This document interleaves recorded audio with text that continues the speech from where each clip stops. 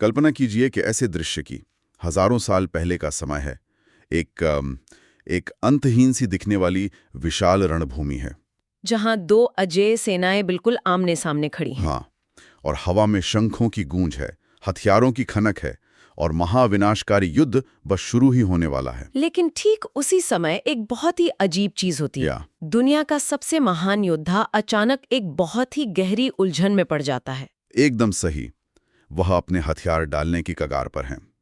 आज के हमारे इस गहन अध्ययन में हम ठीक इसी ऐतिहासिक और मनोवैज्ञानिक युद्धभूमि के बीचों बीच उतरने वाले हैं। और सच कहूं तो यहीं से ये पूरी बात बहुत दिलचस्प हो जाती है। बिल्कुल, क्योंकि उस प्राचीन योद्धा की वो उलझन, वो जो घबराहट थी, वो केवल बीते हुए कल की कोई पुरानी कहानी नहीं है। आज हमारे सामने जो स्रोत हैं, उनका ये स्पष्ट दावा है कि उस पल में जो कुछ भी हुआ, वो आज 21वीं सदी में हमारी रोजमर्रा की जिंदगी और हमारे सबसे मुश्किल फैसलों की चाबी बन सकता है। मैं इससे पूरी तरह सहमत हूँ। अक्सर जब हम इतिहास और मानव मनोविज्ञान को एक साथ देखते हैं तो हमें वर्तमान जीवन के सबसे जटिल सवालों के जवाब मिल जाते हैं। तो आज का हमारा ये गहन अध्ययन जिस स्रोत पर आधारित है, उसका शीर्षक है अर्जुन का दृष्टिकोण, आंतरिक संघर्ष की जड़ों की पहचान। और इस पूरी चर्चा का जो केंद्र बिंदु है वो है श्रीमद् भगवद गीता के अध्याय 1 का श्लोक 23। ये बहुत ही महत्वपूर्ण श्लोक है ना? लेकिन इससे पहले कि हम इसमें पूरी तरह से उतरें, मैं ये स्पष्ट करना चाहता हूं कि आज हमारा मिशन केवल एक संस्कृत श्लोक का शाब्दिक अर्थ जानना या उसका व्याकरण समझना नहीं है। बिल्कुल नहीं। हम तो यहाँ इस श्लोक के भीतर छिपे उन गहरे मनोवैज्ञानिक प्रतीकों की परतों को हटाने आए हैं जो आज भी हमारे सोचने के तरीके को नियंत्रित करते हैं। हाँ, क्योंकि यहाँ जो सबसे दिलचस्प बात है वो ये है कि जब हम इन प्रतीकों को सही मायने में डिकोड करते हैं तो हमें कोई रहस्यमय ज्ञान नहीं, बल्कि एक बहुत ही स्पष्ट और आधुनिक ढांचा मिलता है। एक ऐसा फ्रेमवर्क जो हमें ये समझने में मदद करता है कि आज के इस बेहद जटिल दौर में हम सही निर्णय कैसे ले सकते हैं, चाहे वो दफ्तर की राजनीति हो, समाज का शोरगुल हो या फिर परिवार के उलझे हुए रिश्ते हों। तो मतलब अगर हम स्रोत की माने तो ये श्लोक असल में डिसीजन मेकिंग यानी सही समय पर सही निर्णय लेने की प्रक्रिया का एक मनोवैज्ञानिक मास्टर क्लास है। बिल्कुल, एक मास्टर क्लास। तो आखिर इन सब का असल मतलब क्या है, इसे समझने के लिए सीधे उस स्रोत की ओर चलते हैं। चलिए, मैं सबसे पहले उस श्लोक का उच्चारण करता हूं जो आज के इस विश्लेषण की नींव है। श्लोक कुछ इस प्रकार है। हाँ, ध्यान से सुनिए। योत्स्यमानान्वेक्षाहं ये तित्र समागता धार्तराष्ट्रस्य दुर्बुद्धेर युद्धे प्रिय चिकीर्षव। बहुत स्पष्ट उच्चारण था। धन्यवाद। अगर हम स्रोत के आधार पर इसका सीधा और एकदम शाब्दिक अर्थ देखें तो अर्जुन कह रहे हैं कि मैं उन योद्धाओं को देखने का इच्छुक हूं जो यहाँ पर धृतराष्ट्र के दुष्चरित्र पुत्रों को प्रसन्न करने की इच्छा से युद्ध लड़ने के लिए एकत्रित हुए हैं। ये देख सकें कि कौन कौन से राजा केवल धृतराष्ट्र के पुत्रों को खुश करने के लिए इस महायुद्ध में लड़ने आए हैं। अब अगर हम इसे सिर्फ सतह से देखें तो ये एक बहुत ही आत्मविश्वासी सेनापति की बात लगती है जो युद्ध शुरू होने से पहले अपने दुश्मनों को मापना चाहता है। पहली नजर में ये बिल्कुल एक रणनीतिकार के आत्मविश्वास जैसा ही लगता है, लेकिन स्रोत का गहराई से किया गया विश्लेषण हमें बताता है कि ये केवल एक बाहरी अवलोकन नहीं है। तो ये क्या है? ये असल में अर्जुन के भीतर चल रहे एक बहुत ही गहरे और दर्दनाक मानसिक संघर्ष की शुरुआत है। ये सिर्फ बाहर के दुश्मनों की गिनती करने की बात नहीं है, ये इस बात को पहचानने की कोशिश है कि कौन धर्म के पक्ष में खड़ा है और कौन अधर्म के विरुद्ध। मतलब अर्जुन एक बहुत ही नाजुक मोड़ पर हैं जहां वे ये समझना चाह रहे हैं कि जिन लोगों के खिलाफ उन्हें अब हथियार उठाना है वे असल में किन विचारों का प्रतिनिधित्व करते हैं। एकदम सही। और यहीं पर हमें शब्दों की गहराई में जाना होगा। हाँ, चलिए इसे थोड़ा और गहराई से समझते हैं। इस श्लोक में एक बहुत ही भारी भरकम शब्द आया है, धार्तराष्ट्रस्य दुर्बुद्धे है। स्रोत ने इस एक शब्द पर बहुत अधिक जोर दिया है। हाँ, ये इस पूरे विश्लेषण की जान है। अगर हम इसके प्रतीकों को डिकोड करें तो ऐसा लगता है कि यह सिर्फ किसी राजा और उसके लालची बेटों के बारे में नहीं है। क्या मैं सही सोच रहा हूं? आप बिल्कुल सही सोच रहे हैं। स्रोत के अनुसार धृतराष्ट्रस्य दुर्बुद्धे है केवल ऐतिहासिक चरित्रों का संदर्भ मात्र नहीं है, ये मानव मनोविज्ञान और हमारी सोच की कमियों का एक बहुत ही सटीक चित्रण है। तो अगर हम धृतराष्ट्र के प्रतीक को आज के मनोविज्ञान के चश्मे से समझें तो वो क्या है? आध्यात्मिक रूप से वे अंधे मन का प्रतिनिधित्व करते हैं। अंधा मन वो होता है जो सच को जानता तो है, उसे समझता भी है, लेकिन मोह और जुड़ाव के कारण उसे स्वीकार नहीं कर पाता। आधुनिक मनोविज्ञान में इसे हम कॉग्निटिव डिसोनेंस से भी जुड़कर देख सकते हैं शायद। बिल्कुल वही बात है। धृतराष्ट्र बहुत अच्छी तरह जानते थे कि उनके पुत्र गलत कर रहे हैं, लेकिन अपने पुत्र मोह में वे जानबूझकर अंधे बने रहे। उनका दिमाग उस कड़वे सच से खुद को बचाने की कोशिश कर रहा था। लेकिन सच कहूं तो ये तो हम सबकी बहुत ही स्वाभाविक प्रवृत्ति है। जब हम किसी इंसान या किसी विचारधारा से बहुत गहराई से जुड़े होते हैं तो उसकी गलतियां हमें दिखाई नहीं देती। क्या हम इसे सच में अंधा मन कह सकते हैं या ये सिर्फ इंसानी फितरत है? ये इंसानी फितरत जरूर है, लेकिन यही वो फितरत है जो विनाश का कारण बनती है। और इसी शब्द का जो दूसरा हिस्सा है दुर्बुद्धि, वो इस फितरत के परिणाम को दर्शाता है। दुर्बुद्धि मतलब भ्रष्ट सोच? हाँ, दुर्बुद्धि का अर्थ सिर्फ कम दिमाग होना नहीं है। यह मोह, स्वार्थ, अहंकार और लोभ का प्रतीक है। यही वो भ्रष्ट तर्क है जो इंसान को ये विश्वास दिलाता है कि उसका स्वार्थ ही उसका धर्म है। तो जब अर्जुन ये कह रहे हैं कि वे धृतराष्ट्रस्य दुर्बुद्धे का साथ देने वालों को देखना चाहते हैं, तो प्रतीकात्मक रूप से वे उन सभी प्रवृत्तियों को पहचानने की कोशिश कर रहे हैं जो अन्याय का समर्थन करती हैं। एकदम सही पकड़ा आपने। तो अगर मैं इसे सही समझ रहा हूं, अर्जुन अभी दुनिया को पूरी तरह से ब्लैक एंड व्हाइट में देख रहे हैं। उनके लिए ये हम हैं जो पूरी तरह सही हैं और वो वे हैं जो पूरी तरह से गलत हैं। सटीक। स्रोत इसे द्वैतवादी दृष्टिकोण कहता है। यह अर्जुन की प्रारंभिक मानसिक अवस्था है। और अगर हम ध्यान दें तो आज भी हम इंसानों की ये एक बहुत ही सामान्य मानसिक स्थिति होती है। हम अक्सर अपने जीवन के निर्णयों को केवल बाहरी परिस्थितियों के आधार पर तोलते हैं। बिल्कुल, हम दुनिया को हम और वे के स्पष्ट खानों में बांट देते हैं, क्योंकि इससे हमारे लिए फैसले लेना आसान हो जाता है। लेकिन अर्जुन का ये दृष्टिकोण पूर्ण ज्ञान पर आधारित नहीं है। ये सिर्फ बाहरी सतह को देखना है। और यहाँ ये पूरी चर्चा एक बहुत ही गहरा मोड़ लेती है, क्योंकि जो स्रोत हम पढ़ रहे थे वो स्पष्ट करता है कि असली गीता का ज्ञान बाहरी दुश्मनों को हराने के बारे में है ही नहीं। ये सबसे महत्वपूर्ण बात है। वो ज्ञान तब शुरू होता है जब ये समझ में आता है कि असली महायुद्ध बाहर कुरुक्षेत्र के मैदान में नहीं, बल्कि हमारे अपने ही भीतर चल रहा है। अगर हम इसे एक व्यापक तस्वीर से जोड़ें तो ये इस पूरे दर्शन का सबसे मजबूत रूपक है। स्रोत के अनुसार हमारे भीतर ही कौरव और पांडव दोनों पूरी शक्ति के साथ मौजूद हैं।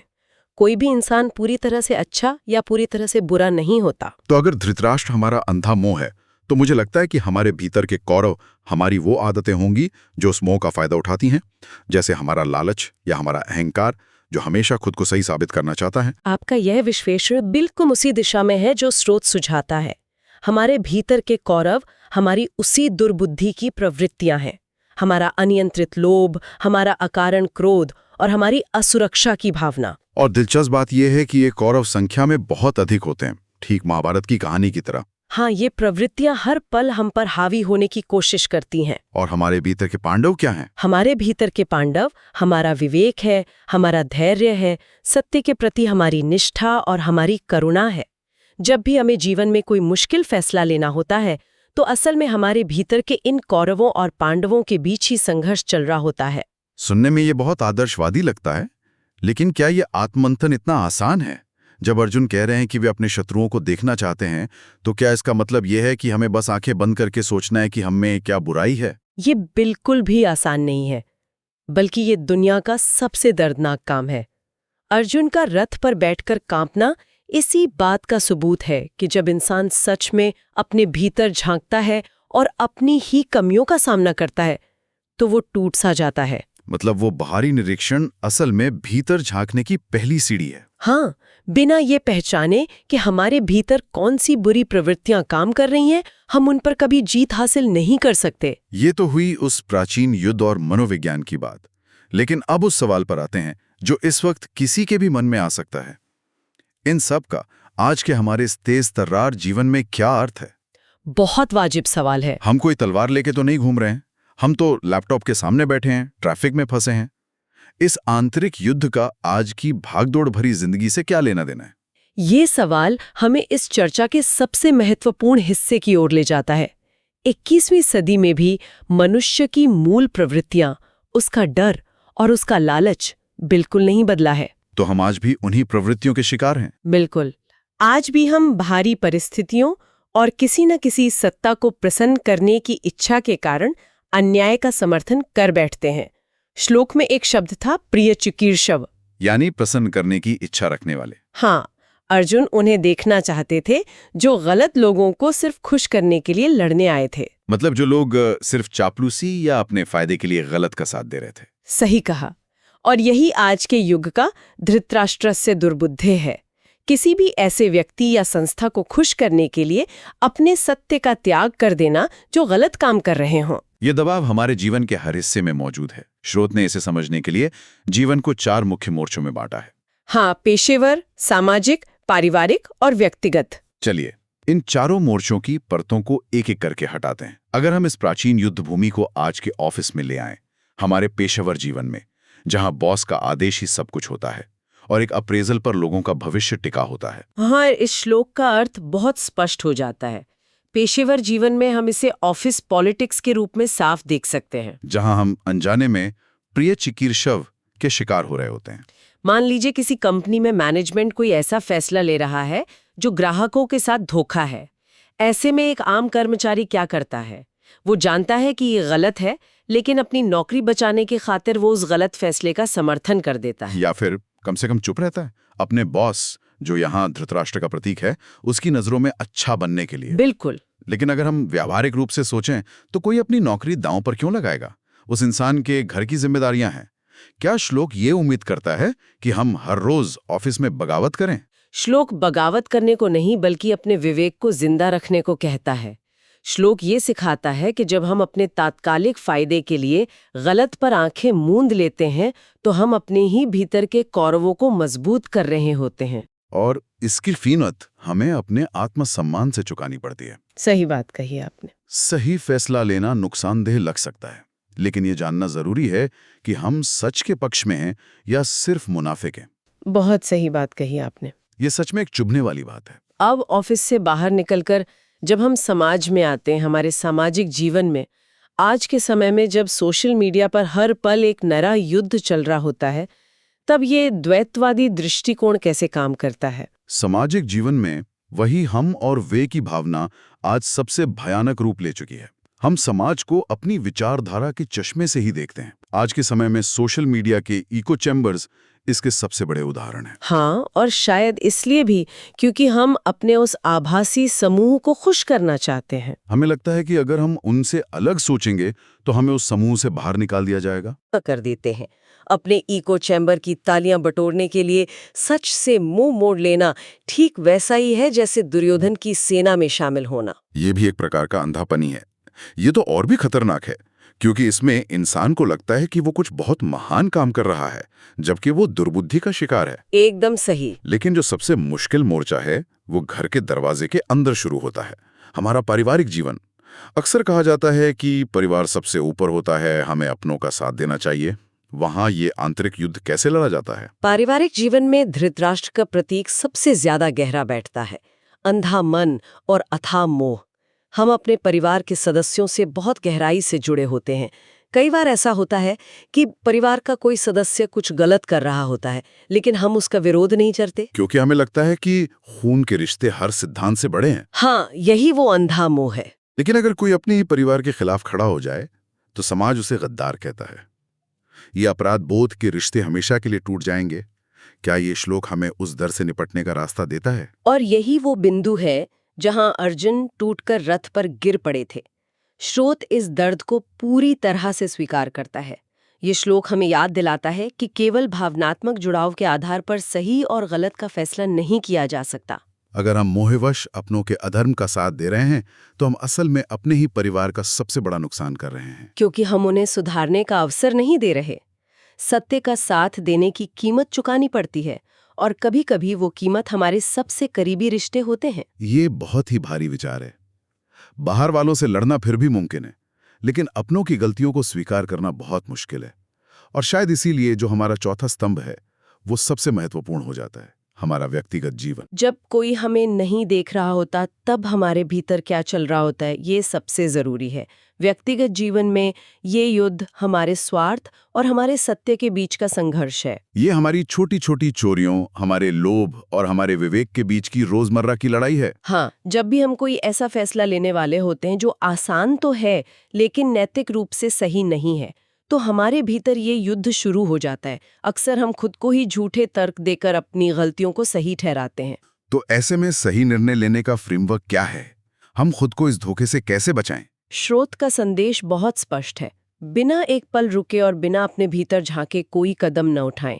जब भी मन में उलझन हो, अर्जुन की तरह एक पल रुके और सिर्फ देखें, अपने विचारों का साक्षी बने। खुद से पूछें कि क्या ये फैसला मैं अपने अहंकार या डर के कारण ले रहा हूं या अपने शुद्ध विवेक के आधार पर। बिल्कुल, जब हम अपनी दुर्बुद्धि को पहचान लेते हैं तब जाके हम व्यक्तिगत स्तर पर सही निर्णय लेने के काबिल बनते हैं। मुझे लगता है कि इस पूरी चर्चा ने उस एक श्लोक को एक बिल्कुल आधुनिक आयाम दे दिया है। आज के हमारे स्रोत से हमें जो की टेकअवेज मिलते हैं वो सचमुच हमें सोचने पर मजबूर कर देते हैं। बहुत गहरे टेकअवेज हैं। अगर हम इस विश्लेषण को समेटें तो सबसे पहला और सबसे गहरा संदेश यही है कि सही निर्णय लेने की प्रक्रिया का सबसे पहला कदम है विवेकपूर्ण निरीक्षण, अपनी नीयत को बिना किसी फिल्टर के देखना। और ये जो विवेकपूर्ण निरीक्षण केवल बाहर की दुनिया का नहीं है, बल्कि अपने स्वयं के भीतर की दुनिया का है। बिना इस कठोर आत्मचिंतन के सफलता अधूरी है। और जब ये निरीक्षण सत्य के मार्गदर्शन में किया जाता है तो ये सिर्फ एक दिमागी कसरत नहीं रह जाता, बल्कि आत्मज्ञान की ओर ले जाता है। धर्म का पालन करने के लिए पहले अपने भीतर के अधर्म को पहचानना होगा। ये एकदम सही निष्कर्ष है। और जैसे जैसे हम इस गहन चर्चा के अंत की ओर बढ़ रहे हैं, मैं चाहूंगी कि हम एक ऐसे विचार पर चिंतन करें जो एक बिल्कुल नया नजरिया पेश करता है। वो विचार क्या है? हम हमेशा ये मानकर चलते हैं कि हम स्वतंत्र हैं और अपने जीवन के सारे फैसले खुद लेते हैं। लेकिन आज के इस दौर में, जहां हर तरफ से सामाजिक दबाव है और एल्गोरिदम का प्रभाव है, ये सोचने वाली बात है कि दिन भर में हम जो भी निर्णय लेते हैं, उनमें से कितने सचमुच हमारे अपने विवेक से आते हैं और कितने निर्णय अनजाने में किसी बाहरी सत्ता को प्रसन्न करने के लिए लड़े जा रहे युद्ध का हिस्सा हैं। बिल्कुल। क्या हम सच में अपने रथ के सारथी खुद हैं, या सिर्फ किसी और की उम्मीदों को पूरा करने के लिए अपनी ही दुर्बुद्धि को खुद पर हावी होने दे रहे हैं? ये वाकई झकझोरने वाला विचार है। अगली बार जब हम कोई भी फैसला लें तो शायद हम एक पल रुकेंगे और खुद से पूछेंगे कि क्या हम सच में अपने विवेक की आवाज सुन रहे हैं।